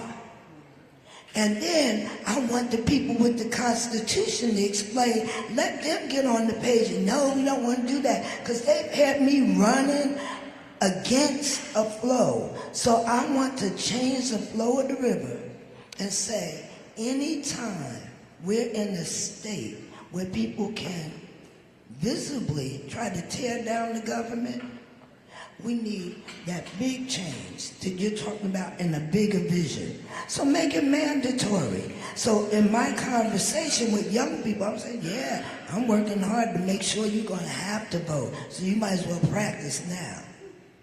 And that's the way, and thinking that's ahead, because we keep on fighting from the rear. While people, and any time we win, folks start shooting.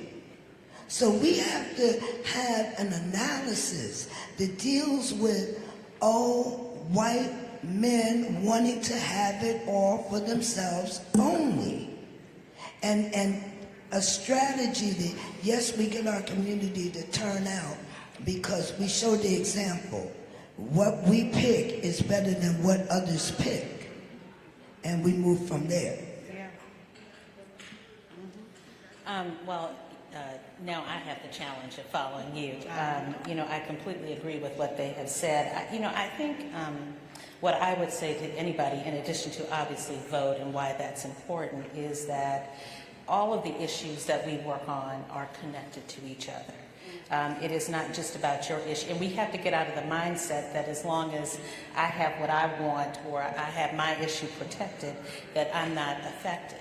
That's not true. And we have to be clear that even though the conversation at the moment is about abortion and abortion access because of the Roe decision, that is not the only reason why they fought on Roe. That was not the only reason that they stacked the Supreme Court. This is a conversation about power and about control. If you look at the decision from Justice Alito, he tries to dress it up, but he talks very little about women. Doesn't say much about all the issues that we care about, doesn't say anything about that. Tries to just say, this is just a little bit about abortion. We're not going to touch all these other issues. And it's a deceptive ruse to make us try to not understand that what this is really about is just putting the power in the hands of a handful of people in the states, mostly white men, who are against all of our issues. Right? The same people who are pushing anti-abortion restrictions are pushing anti-climate restrictions. They're pushing ACA restrictions. They're pushing, all the anti-voting. This is about power. And the way that you push back on that is that you leverage your own power, right?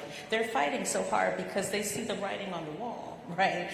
Our numbers, whatever people say our numbers are, they know that if we work together and we collaborate and we don't pay attention to their narrative and just fight, we will win.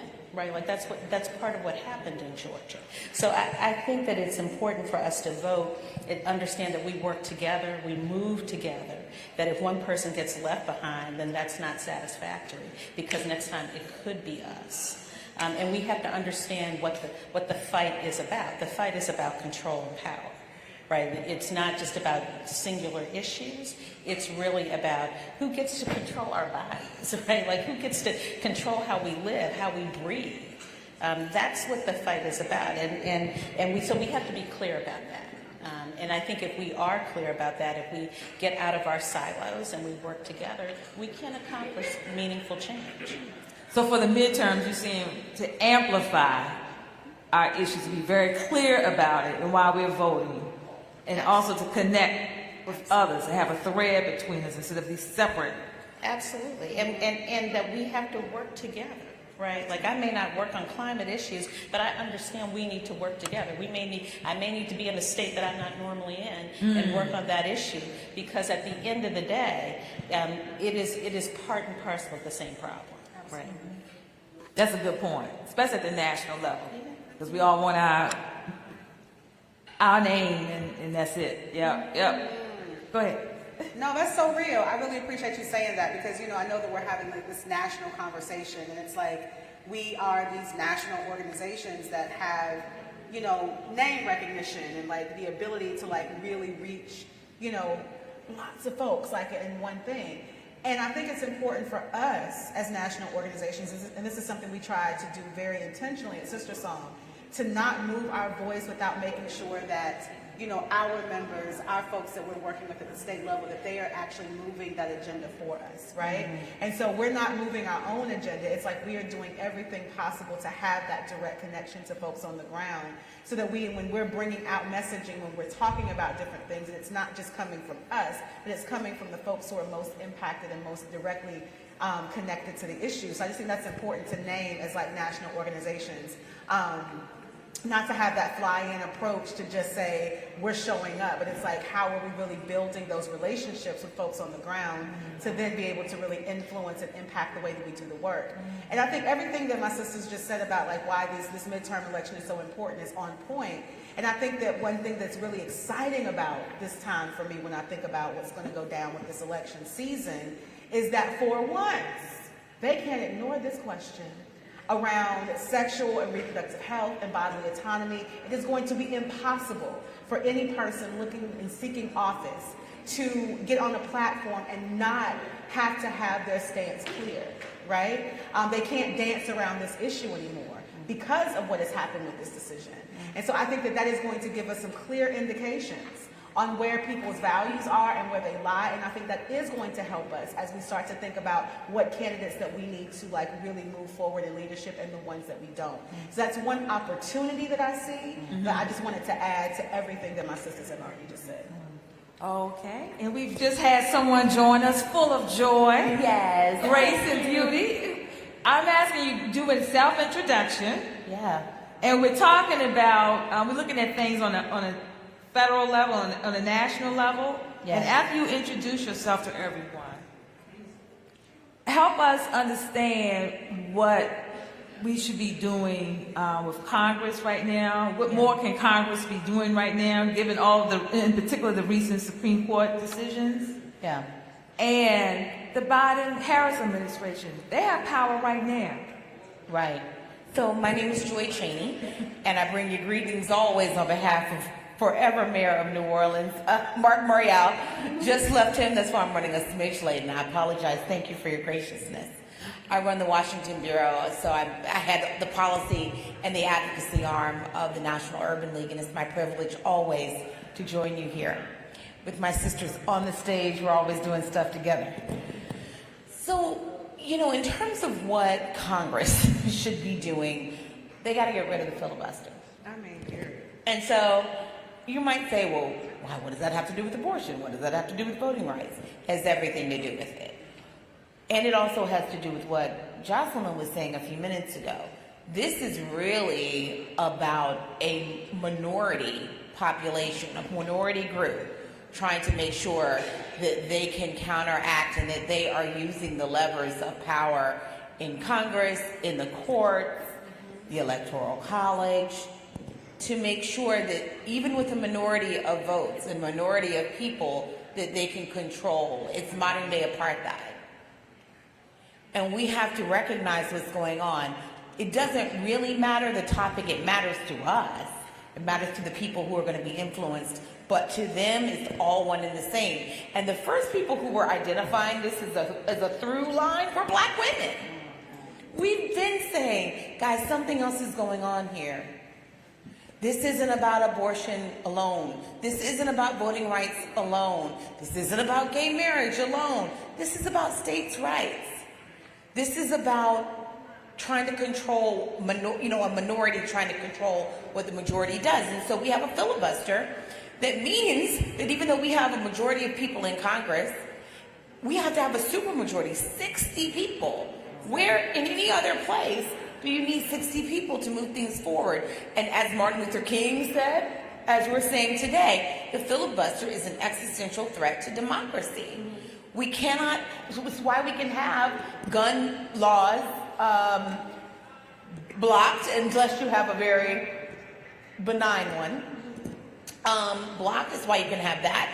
It's why you can have a block on the codification of Roe bill. It's why you can have a block on the voting rights bills that all of us fought so hard for. So Congress has got to figure something out around the filibuster, create a new rule about that, and we need the senators who are going to make that happen. And in terms of the president, in addition to continuing to fight for the filibuster, he's kind of allowed, a desire to see a change on specific issues, but I think we're going to have to talk about it holistically. But I think the president is also going to have to talk about what is really happening. The only people that I hear making all the connections are Black people. I'm going to be perfectly honest with you. They know it's happening. Republicans will tell you it's happening. And Black people, I include Clarence Thomas. He decided to tell us what was happening, much to their chagrin, in his concurrence. I can't. I know. And it's crazy. Black people of all stripes are just telling the truth about what's happening. We need the President of the United States to claim it and to talk about it, what's really going on, and that this is almost a modern civil war. I mean, boss up. So we need to have a talk. We need to have a talk with the president. Yeah, it's not just about each individual issue. That can divide us because on any given topic, but a collective different issue place. is just about it's about the overarching whole strategy that's at play here. I think talking is so great. It just hit me right now. Like, I think we got to talk to the president. We got to talk to these people. And there's a piece of me, like, I'm trying to bring my most authentic self into this conversation with you all today that's tired of talking. Like what is that thing that we are actually going to do? Right? And so when you brought in this notion of like the modern day apartheid, right? Like, I really appreciate you saying that, because I think that we're going to have to start looking to our global partners and how they have had to handle like those, you know, those authorities that were over them, and how they've had to like really do that collective work and build that collective power to actually make the change happen from movements, from people. Like, we can't, of course, the Supreme Court has showed us that the courts ain't gonna save us. We have everything showing us that the people who are in power are hands are tied behind their backs. They're not saving us. So the movement and the power is gonna come from the people. And so I also just wanted to bring that energy into this conversation, that we're not going to win this fight by policy alone. Mm-hmm. We're not going to win this fight by voting alone. We're going to have to put that people power behind it and that movement building power behind it, so that they can actually know that we are for real. And you cannot deny the power of the people. Like, when you see that en masse, when you see that collectively, there's no denying that. And we've seen the pictures globally of when there are millions of people in the street together, right?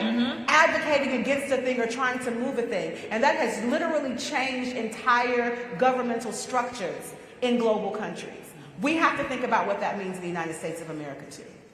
I agree. Street heat. That's what I call it. Street heat. Come on. We need a lot more street heat. But you asked about Biden and Harris. And my mind is sitting here thinking, what could Joe Biden do? And I'm stuck, so I'm going to park that one. But I do think that Vice President Kamala Harris can show up hard as a sister, right? She can show up as a sister, which is I understand what I'm asking, right? Because the journey there is that you kind of subdue or suppress that a bit. But in this particular moment where I said, they're coming for my babies, they're coming for my bodies, and they've been coming for my brothers, right?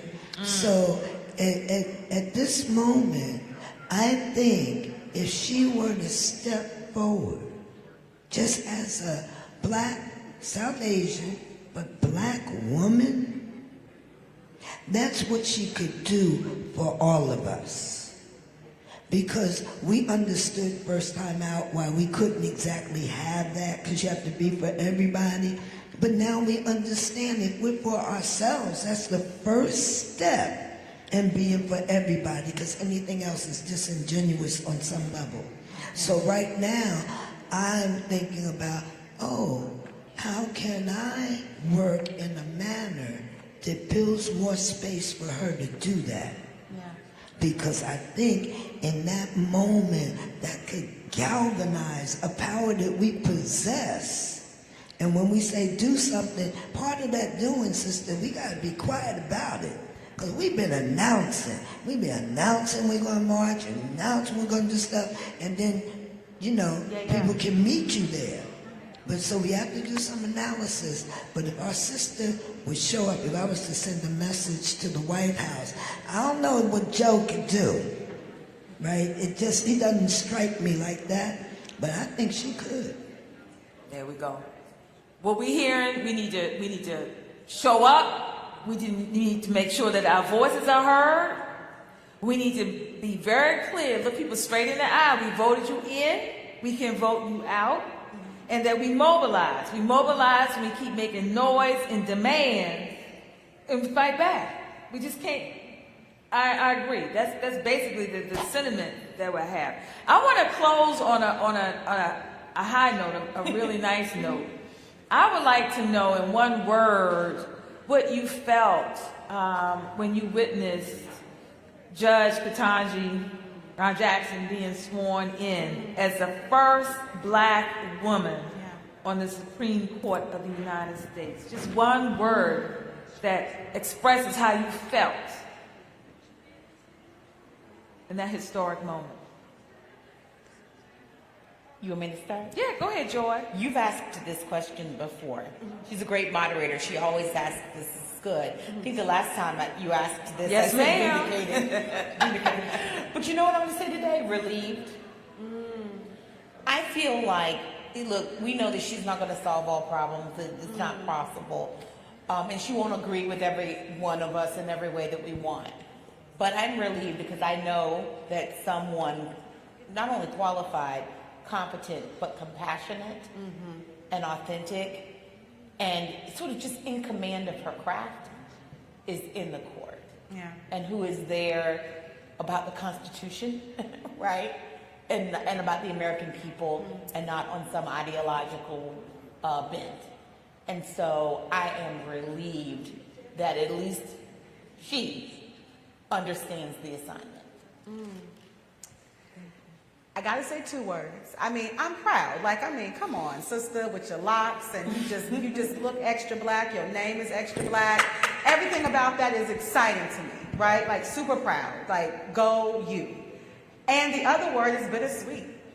Because time and time again, black women are put in these positions to have to hold the moral high ground, to have to, put all of our energy into being in the midst in this sea of white supremacy, trying to make change. And I just want to hug this sister. I want to make sure that she knows that she is being hugged and loved on by as many black women as possible, because what she is being asked to do right now is not fair. It's not. Right? And so, yes, proud. I'm going to put my fists in the air and do all the things to celebrate this amazing, historic accomplishment. And I know what she is asked to do and where she is asked to sit and how she is asked to do it should not be what black women should have to deal with in the United States of America. Yet we are continuously putting our bodies, putting our minds, putting our communities, putting everything on the line just for our own freedom and liberation. And we've been doing that for decades. And I'm tired of that having to be our narrative. So I'm going to hold on to the proud, but I'm just going to acknowledge the bittersweetness of that too. I would say hopeful, because I think that even in the midst of all of the challenges that we confront, I can still hold on to the fact that this brilliant black woman is now seated on a court where she had every right to be. She was hands down the most qualified person, one of the most qualified nominees ever. She's more qualified, quite frankly, than some of the people she'll be seated with, right? And she stands on the shoulder of a legacy of black women who should have preceded her. So even in the midst of all of the things that people are doing to take away our power, I remain hopeful because there she is, and that's important, and it's a glimmer of hope. And we need to hold on to that hope because there's so much that people are doing to try to take away those opportunities. And her presence there is important for us, but it's important for all the people and young people who will come behind. So for me, I'm hopeful, and it just gives a little bit of joy. Absolutely. One word. So my one word would be blessed, because I lived to see it. And then for me, I share in it. It's just like that, people say, I am Ketanji. I've been rolling around ever since. I really am Ketanji. And I can't wait for Keisha to get there with her. And then little Jamal gonna come on in and we're gonna really turn it around. So I am feeling really, really validated, because I walk around saying the reason why we struggle so hard is because we are the best and the brightest, period. I mean, yes. Best and the brightest, period. And the best and the brightest are given assignments. Because what other group of people could have carried the assignment? I'm saying globally, the assignment. I mean, from South Central to South Africa. We carried the assignment, and we tried to bring humanity up and forward. And Ketanji has got it. She is the hope of the nation. Without that, we're going to need another constitution. I'm working on that. Anybody interested? We get over in the small room later on. But because sometimes you can't repair a document if you weren't included at the beginning. Because I was never, 3/5. I was 6/5. Well, close us out. I was like, dang, again. You got this one, baby. So brilliant. I think I want to ditto the hopefulness. I think this is because although I am saddened that Black Girl Magic has to exist in the sense of we have to be resilient in ways that is sometimes extraordinary, right? And the toll that it takes on us. But I am a deep believer in it. And I know even though it's just one person, but that one person, I believe in the power of Black women. And that one person, even though it's not going to radically change the court, to have that voice in there, to have representation in there, to have somebody who can bring voice to the natural hair conversation or whatever we need to have a conversation is hopeful for me. And that it will send a message, and it does send a message to a whole bunch of generation of folks to say, I think I can be there too. Well said. Well said. Yeah. Well, thank you everyone for being with us today and closing out, helping us close out today with this final power table talk of the National Coalition of Black Civic Participation signature program, Black Women's Roundtable.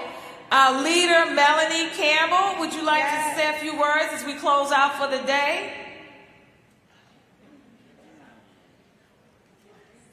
Our leader is coming up. She's going to say a final close out. And thank you so much. Thank you so much. Thank you, Delisa.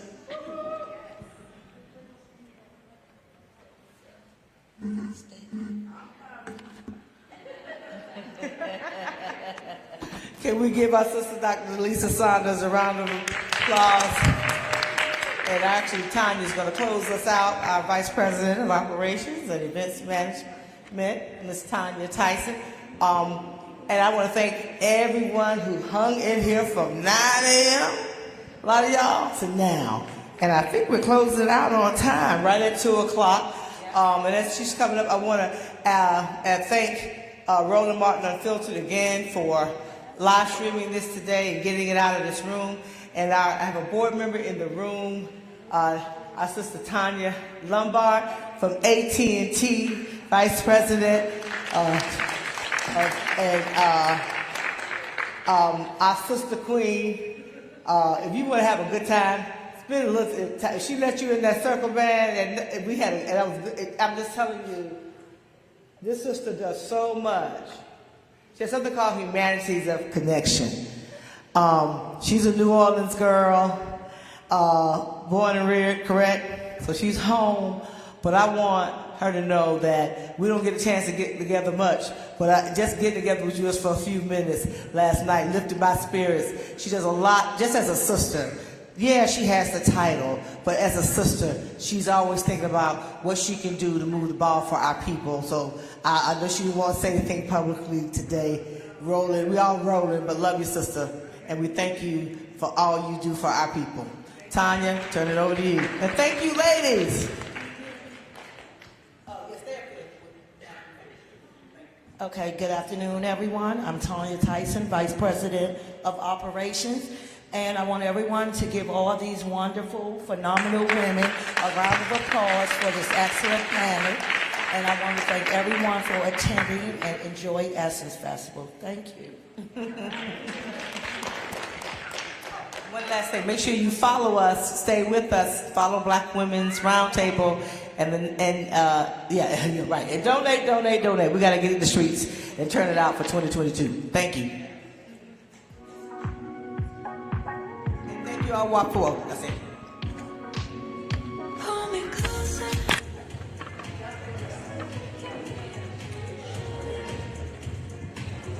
So we're gonna do a few interviews real quick. Okay. Over there.